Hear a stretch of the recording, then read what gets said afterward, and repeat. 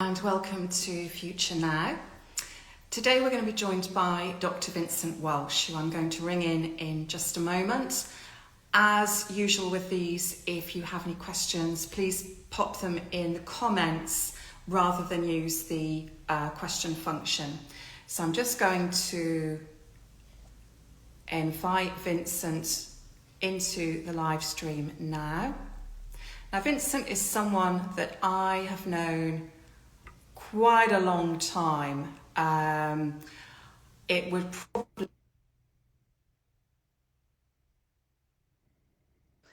and he is a very interesting soul, someone that I think has a very sincere interest in multiple aspects of sustainability.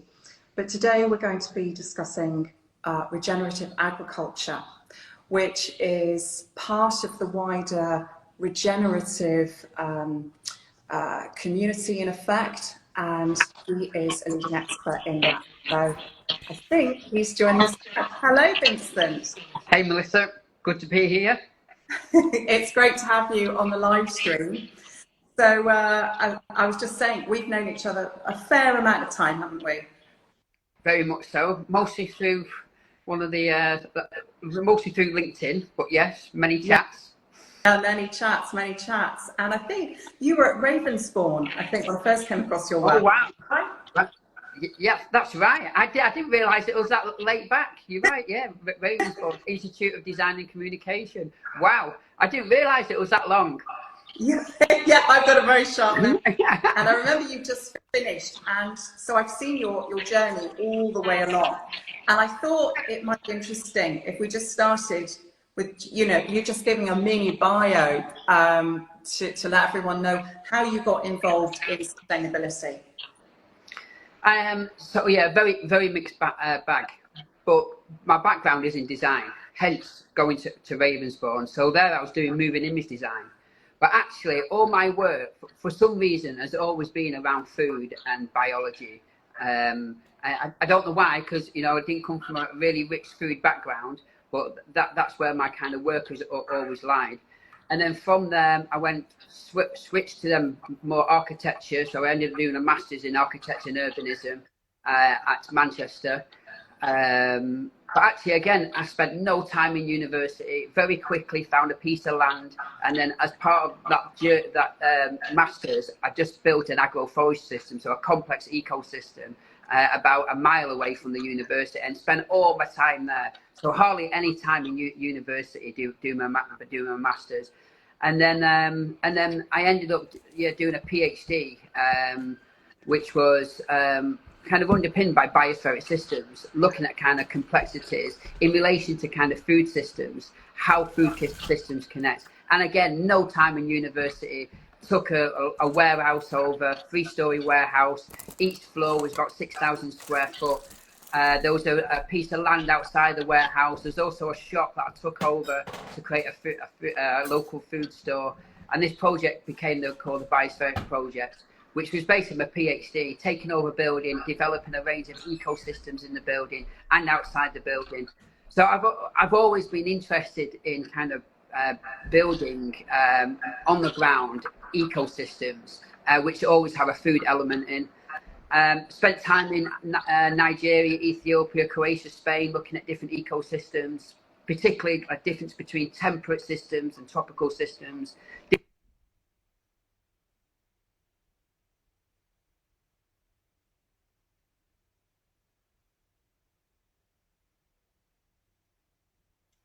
And being on the ground, designing ecosystems.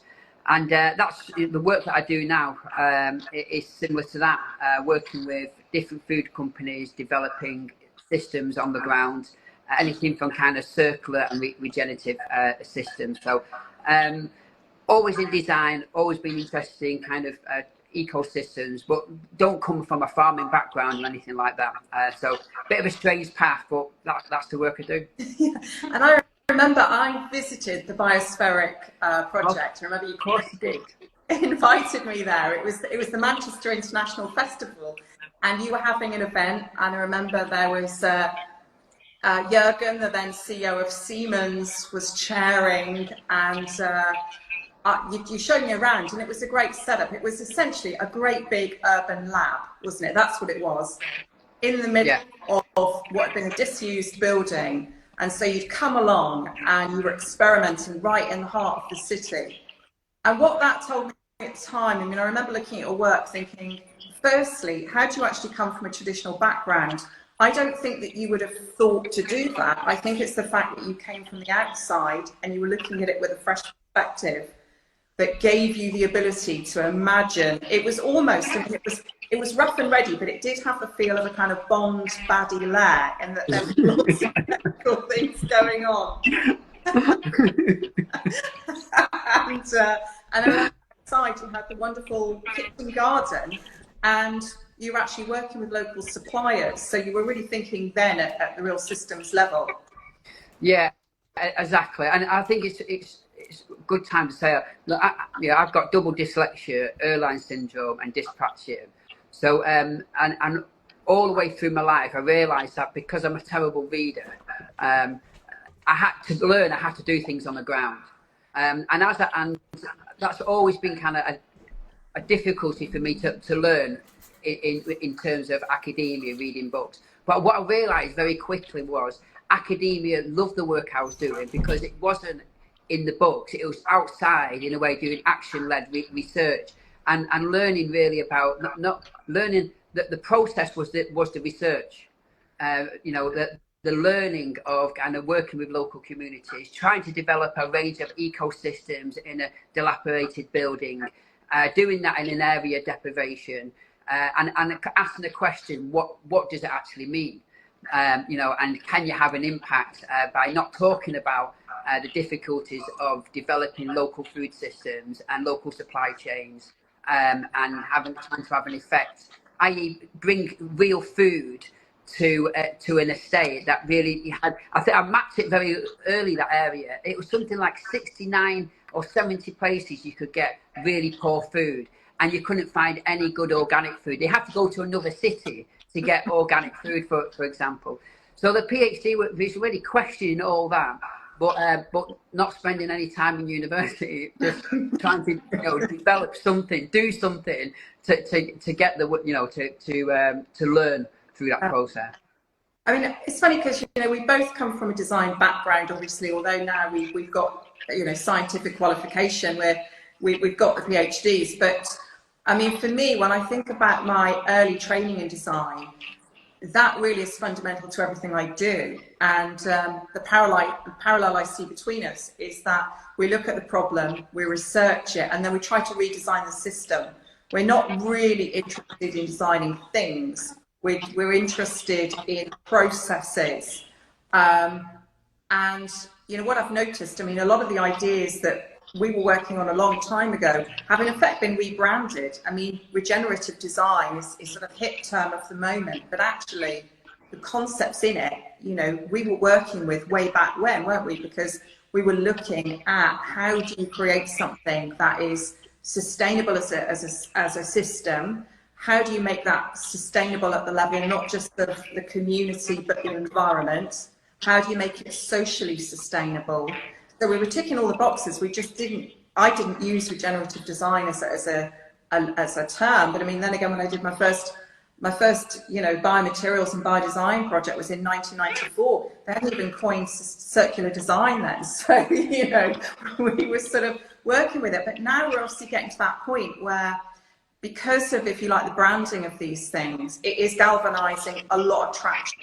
How have you sort of seen that change, or have you seen it change, the way that people are engaging with these ideas?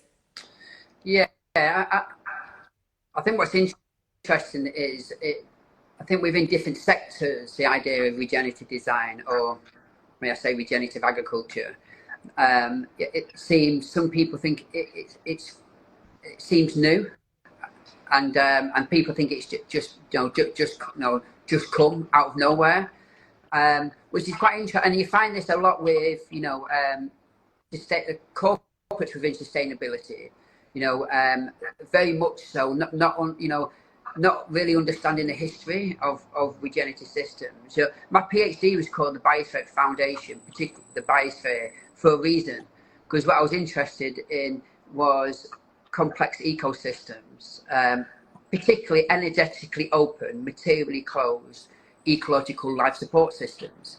And actually, when you do your research on this is particularly what my PhD was about, really, was the understanding of complexity and understanding where it came from, hence the Biosphere Foundation.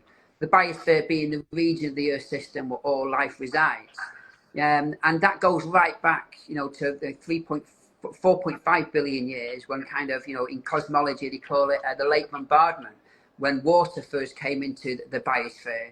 And then, 3.4 billion, 10 billion years later, around 3.4 billion, photosynthesis emerged, critical for, food systems, and obviously, because it's photosynthesis. And it seems that that's when our Earth system started to become circular and create its complexity.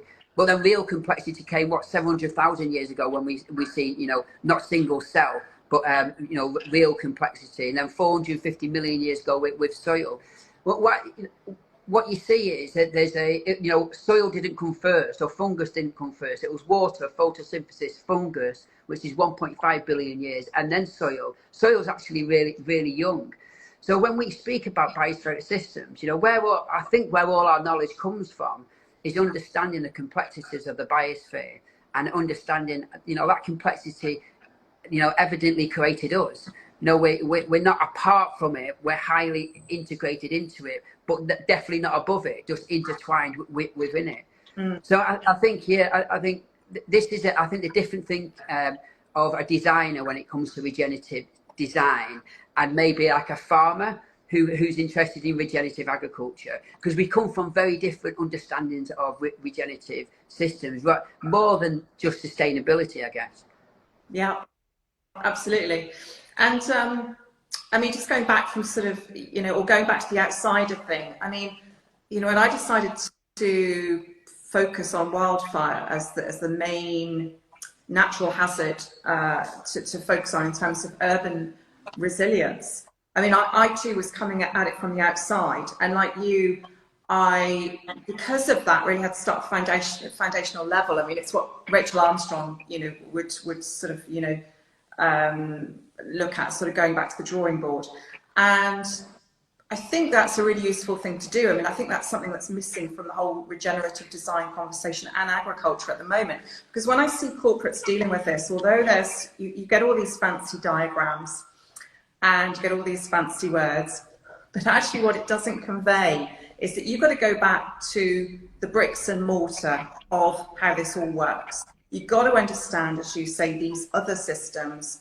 Obviously in agriculture, you are looking at a material system, you're looking at the processing of nutrients, the hydrology, and so on and so forth. Within resilient urbanism, what you might think of as regenerative urbanism, it's the same. You are looking at processes, you're looking at the flows, and you can't possibly actually do anything meaningful if you don't understand where things come from, how they interact with the rest of the biosphere and those earth systems. Because otherwise what you end up doing is just merely commodifying ideas. You end up taking a really superficial approach and not really doing anything that is paradigmatic in real terms. One of the things that kind of irks me a bit is how much low-level interest there is in these ideas, as opposed to supporting genuinely ambitious projects, things that really do, put spade to soil, as it were, and make a difference. Do you feel that, or is your experience a little bit different to mine? No, I think, look, I work with some great food brands, and I think right through the company, there's with all the companies I work with, there is a desire for change. Particularly because I work with food companies going to speak about regenerative agriculture in this context, but also water companies as well. And I think that there is a real desire for change, but also I think you have to also consider that, it's taken us, 100 years, to get into where we are in terms of, let's look about monoculture, the use of, heavy nitrates, phosphates, herbicide, insecticide, pesticide, etc. very linear, very industrial way of developing landscapes, for example, and also all the the production and the harvesting and the supply chain to get that food directly into supermarkets onto our plate. Like there's billions of pounds and years of infrastructure there, and that infrastructure doesn't solely work for a regenerative system. So I think you're right in terms of it's a system change. When you're thinking about regenerative systems or regenerative systems that produce food, that there's it doesn't the innovation has to start right at the beginning of the supply chain, which is right at the beginning, right at the farm level. And you have to remember a lot of like for example food service companies, well, they don't own them farms. So that there's a huge challenge of them getting motivated to say, okay, yes, we want more circular, regenerative approaches to our landscapes and our farms, and we want more regenerative organic produce on our supply chain. But actually, then you have to go and motivate farmers, to make them change. So there's huge complexities of going from one transition to another. And I think some of the recent dates, 2030, 2050, I think it's great that we're ambitious, but I think that it's going to take maybe a lot longer to transition. If we could ever get to 100% regenerative supply chain, very doubtful. But we need to kind of transition some of it. But there's huge challenges around it. But it all has to happen on the ground. Net zero documents are great. More research is great. But when it comes to food systems, we know what we need to do. And more activity on the ground needs to happen. Yeah. And my feeling is that, having something to show and tell, here it is, we've done it, it works, is more effective, certainly at the level of the public, but actually also with corporates, than theoretical ideas, because people want to see prototype, don't they? They want to see proof of concept. Obviously, you've worked on quite a few projects now where you have created the show and tell. What kind of responses have you had to that have been encouraging over the years? Well, the project I'm working on now, so that's called the BioHub. It's a 90-acre or 37-hectare farm in the uplands of Yorkshire. Probably the most unsustainable landscape, predominantly sheep farming. I've had it 4 years, and the idea of this project really spawned out of a conversation I was having with John Davis, who is the managing director of Levy, a fantastic food service company. They do food right across major venues across the UK and now in Europe. And they were interested in developing some kind of regenerative and circular program in terms of their net zero program. So we came up with this plan of, let's take over a farm. Let's not speak about it. Let's just do it. And then we use this platform then to engage all your staff, from the board of directors, finance teams, operational teams, apprentice, grads, etc., right through. And we've had that program now. So it's transitioning a farm which was 80 years, and the original farmer, 84 years old. I still work with him today, Derek Greenwood. Never had a passport, never left Yorkshire, always lived on that farm. So I'm transitioning a farm with an 84-year-old who stopped spraying in all his farm, etc., about 10 years ago. So he was really switched on, and he wanted a better landscape for his sheep. Yorkshire Ward, who owned the land, he's a tenanted farmer. Wanted to understand, okay, how do we create better hydrology systems on our landscape?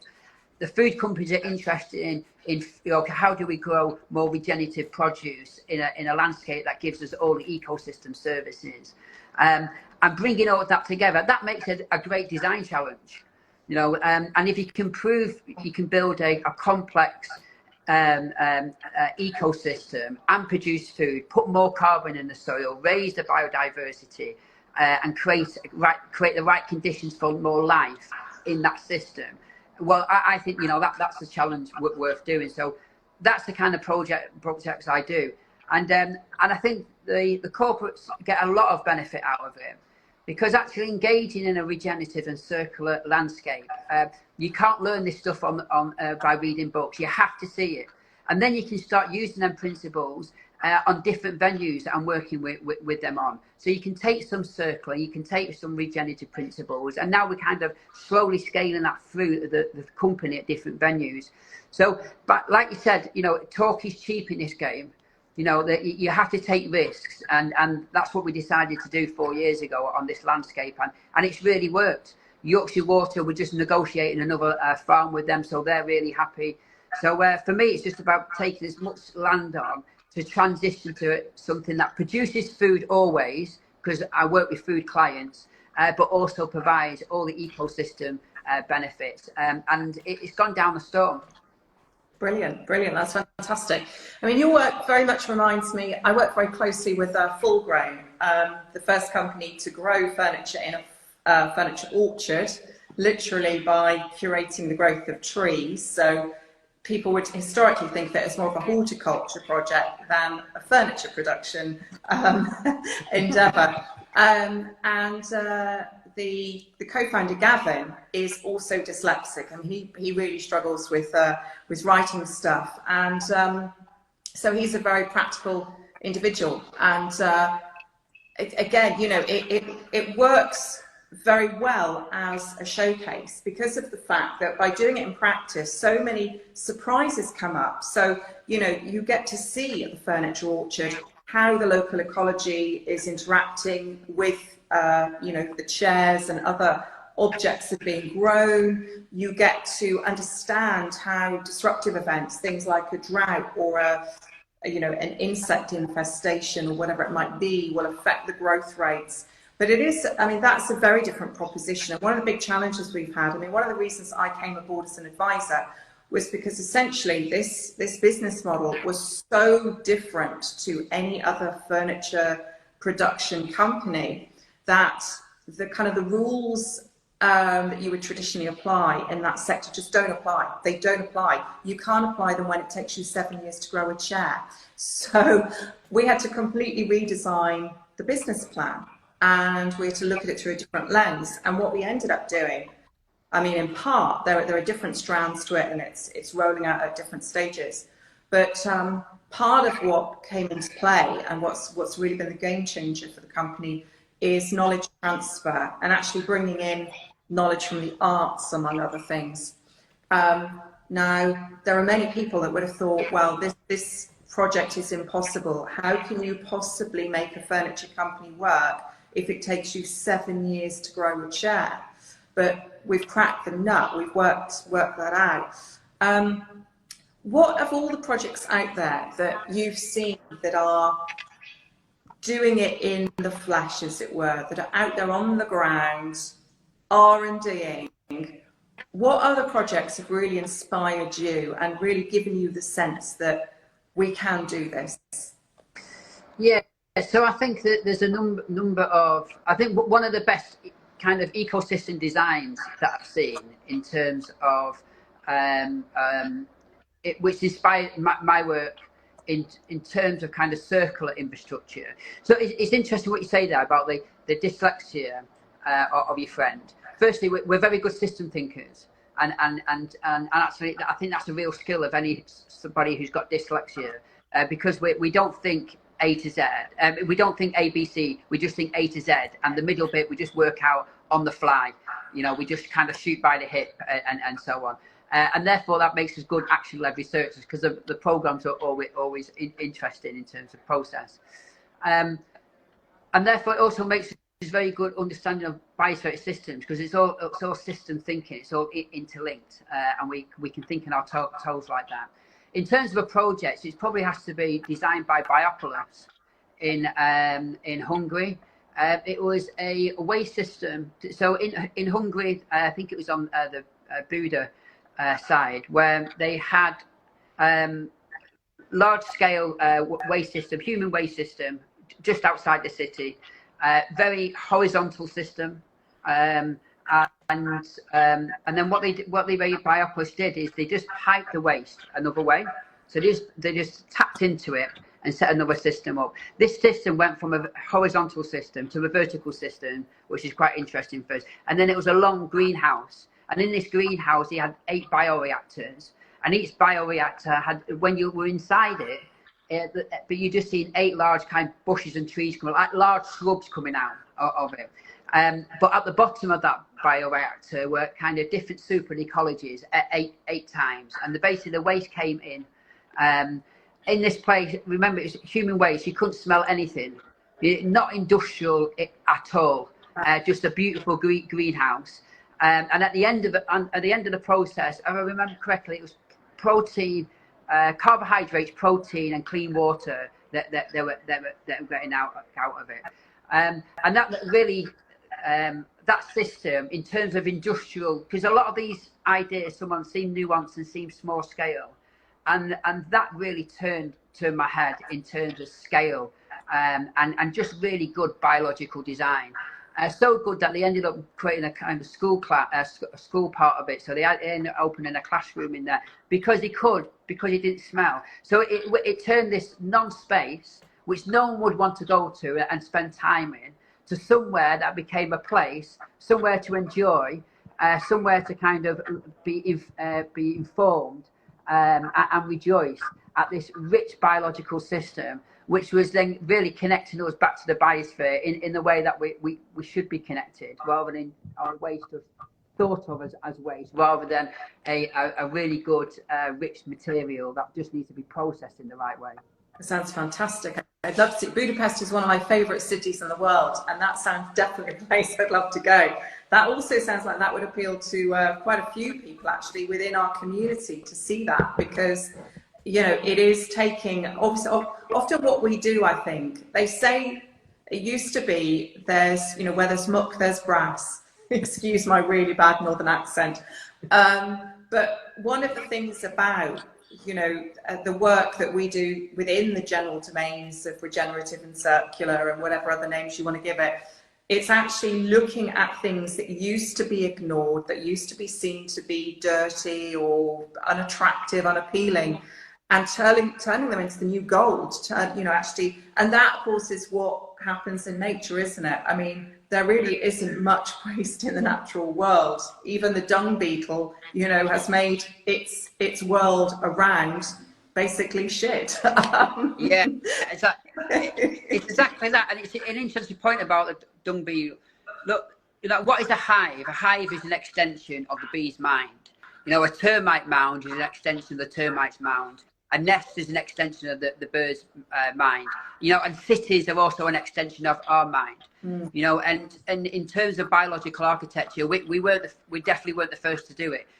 Nature's been doing it for a long time, and the reason they do it is, it seems to me that they're trying to create the right conditions for life. That is the purpose of a termite mound. That is the purpose of that biological architecture, what they do. And actually, when I look at my farm, that is my role, to create the right conditions for life. My role, I can say I am a farmer. I've got 130 sheep and I grow a number of products on that farm. But the farm is not dominantly now a sheep farm with just pasture. What it is an ecosystem that we're trying to create the right conditions for life for everything. For example, putting 56 water features in a 37-hectare landscape in the uplands of Yorkshire is unknown of. People don't do it.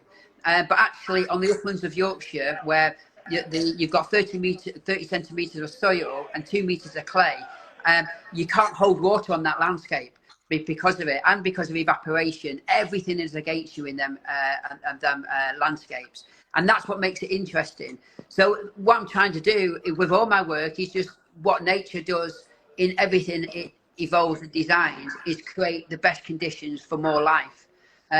It's interesting that we're supposed to be the most educated species, and the only thing that we cannot do is what every other species does, is create an equilibrium with the biosphere. We just simply can't do it for some reason. Every other species below us supposedly does it. Yeah, no, that's it's really inspiring. And one of the things I've been thinking about a lot recently is how we actually scale this up at the speed that we need. Because one of the differences, I think, between, when I started in this arena and now, is there was the sense, if you go back to the beginning of the noughties, that we had a bit of time on our hands. You know, we knew that the data didn't look great, but there was the sense that there was a